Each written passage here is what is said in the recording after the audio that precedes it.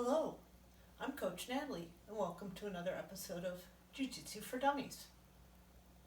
Today we're going to learn a position called knee on belly and a submission called the baseball choke. First we'll learn the knee on belly.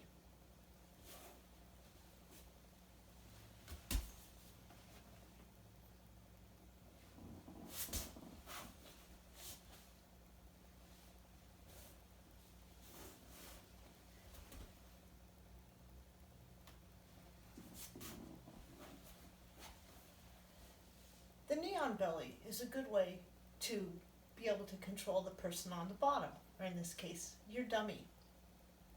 To do it, you're going to be putting your knee, as the name says, on their belly. You want to strive for your shin being kind of where their belt would be.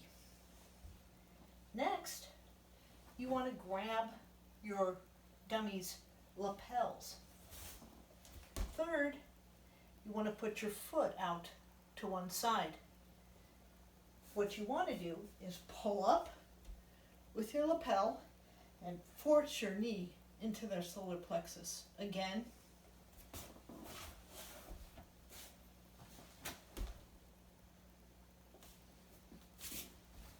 Now, some common mistakes that people make in the knee on belly is not extending their leg so that their foot is flat on the floor.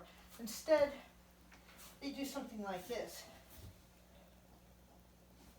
You can see that really I'm putting most of my weight into my own knee.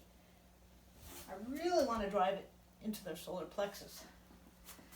Another mistake that people make is that they put their foot too close to their opponent's knee or arm, something like this. In this case, if it was a real person, they could be grabbing my ankle and tripping me. So, keep your knee off the floor and keep your leg away from the bottom person's arm. Not like this, but like this. So we're going to be using this position to learn something called the baseball choke. It'll start off with the knee on belly.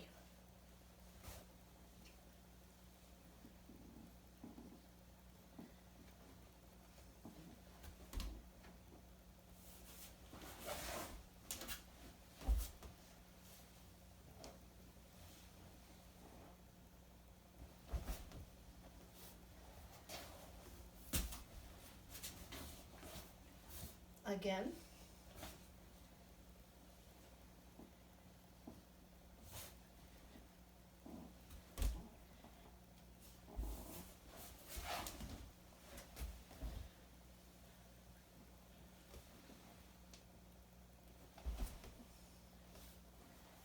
Okay, let's break it down.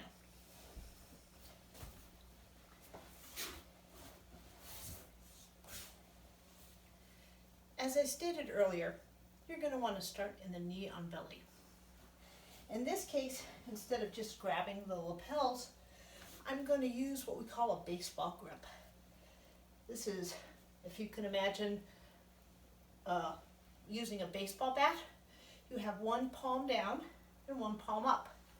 So instead of just doing a knee on belly and not really caring how you hold on to the lapel, you're going to have one hand down and one hand up.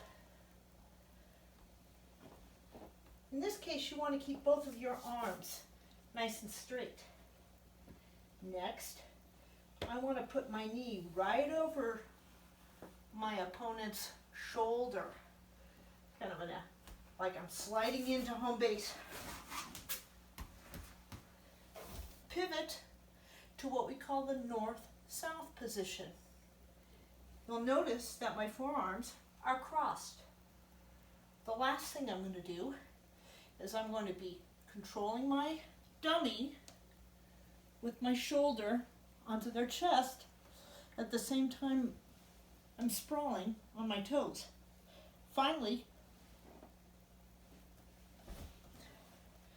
pull their gi top towards me. Now what this is doing is this is putting their your arms right on either side of their carotid artery. So you're not choking them necessarily with the gi top, but with your arms on either side of their neck. Again.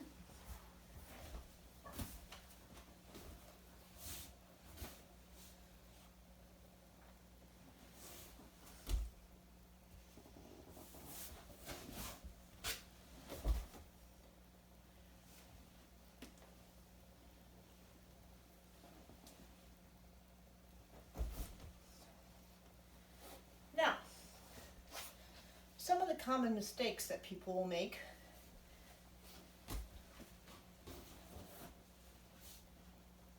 is that they are, well, there's a couple of things. First of all, they don't have their hands like it's a baseball bat. They have this way, this way. Second of all, this is not a cross-grabbing situation. This isn't a cross-collar choke. Instead, one hand here and one hand here.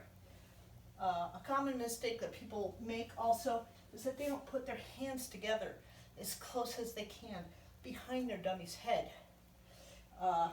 This isn't bad, but it's going to take an awful lot of choking to actually get your dummy to tap, versus putting the hand as far back behind their head as possible. Palm down here, palm up here, and then finally, a problem is that people don't sprawl on their toes. So again,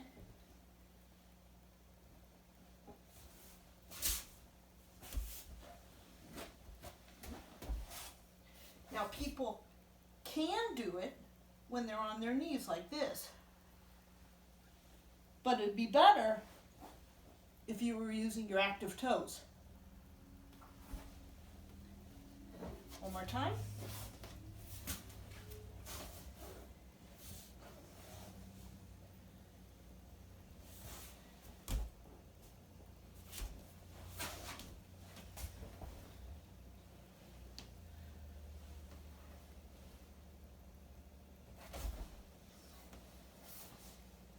And that is the knee on belly and the baseball choke. Thank you very much. Join me again for Jiu Jitsu for Dummies.